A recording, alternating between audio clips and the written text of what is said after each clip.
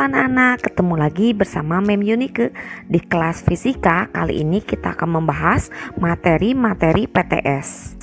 Yang pertama, konsep atom, interaksi muatan listrik, gaya Coulomb, medan listrik, kuat arus, alat ukur listrik, dan hukum Ohm. Materi yang pertama mengenai struktur atom, yaitu inti atom terdiri dari proton dan neutron.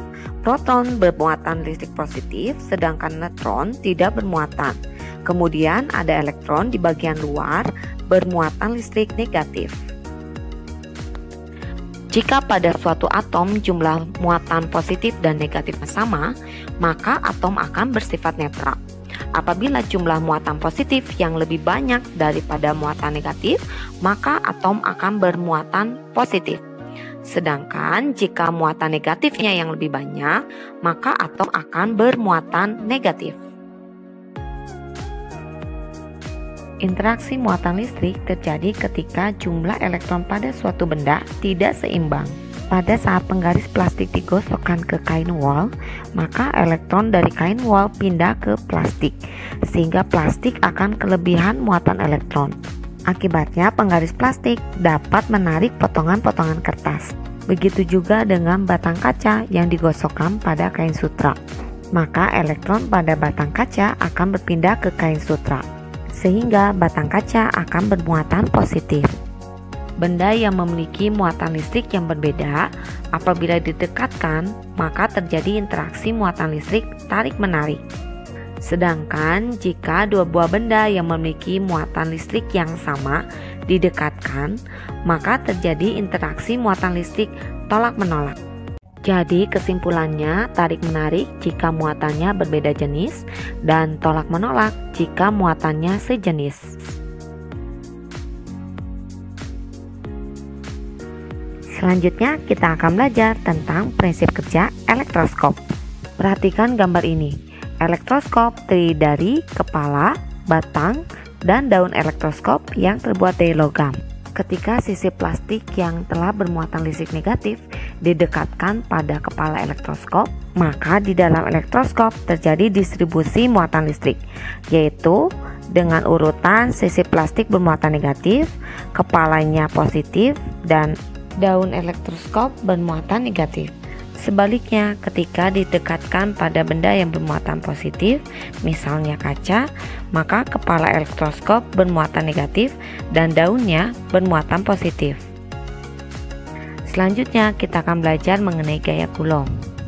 Interaksi tarik-menarik dan tolak-menolak disebabkan oleh adanya gaya listrik.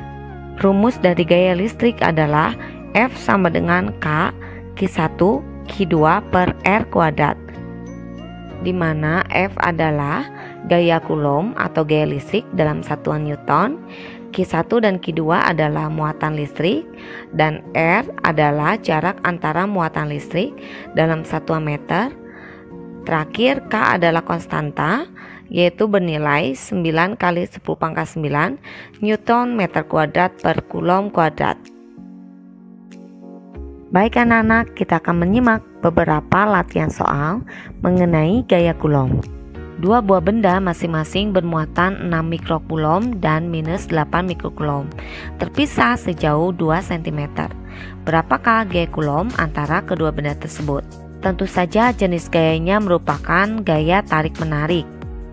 Langkah pertama untuk menyelesaikan soal ini dengan mengubah satuan-satuan yang tidak sesuai dengan satuan internasional.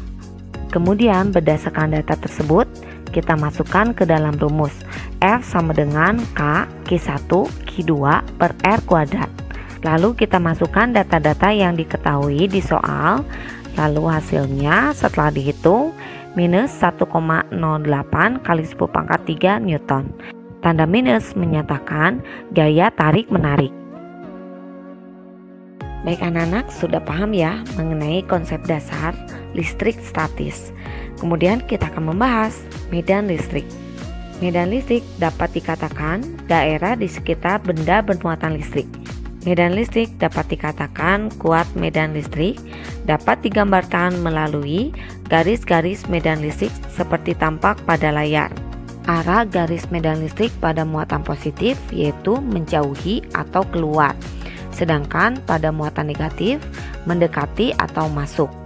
Apabila kedua benda yang bermuatan listrik didekatkan, maka terjadi pola garis medan listrik seperti yang tampak pada layar. Arahnya selalu keluar dari muatan listrik positif dan masuk menuju muatan listrik negatif.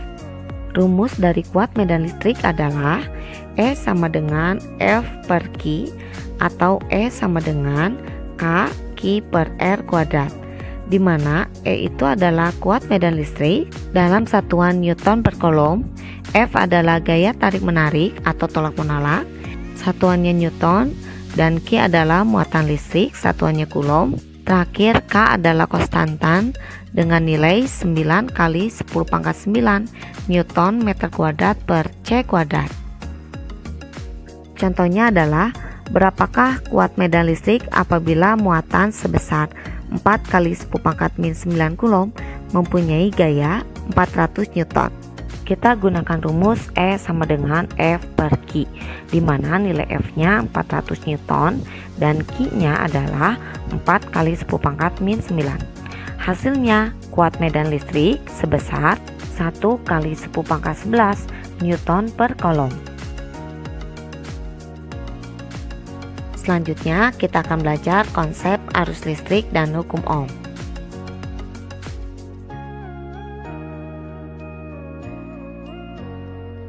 Coba perhatikan mengapa lampu tersebut dapat menyala ketika saklar dihidupkan. Nah, jawabannya adalah karena adanya arus listrik yang mengalir melalui rangkaian tertutup. Arus listrik dalam suatu rangkaian dapat mengalir dari potensial tinggi menuju potensial rendah, sedangkan arah elektron mengalir dari potensial rendah menuju potensial tinggi.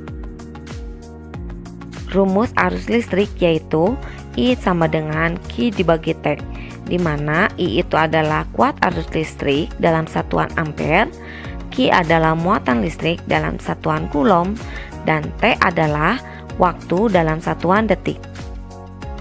Perhatikan gambar berikut ini. Benda A memiliki jumlah muatan positif lebih banyak, sehingga benda A memiliki potensial lebih tinggi daripada benda B. Akibatnya arus listrik mengalir dari A menuju ke B. Baik anak-anak, berikutnya kita akan belajar mengenai hukum Ohm. Perhatikan grafik yang diperoleh.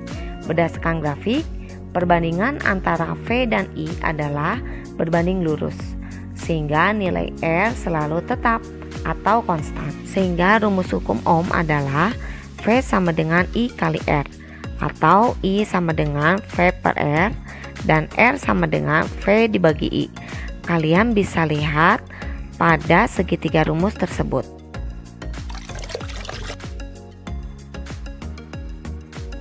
Baik anak-anak, demikianlah pemaparan materi mengenai pemantapan PTS. Kalian kerjakan soal latihannya ya, dan juga pelajari materi yang sudah diberikan.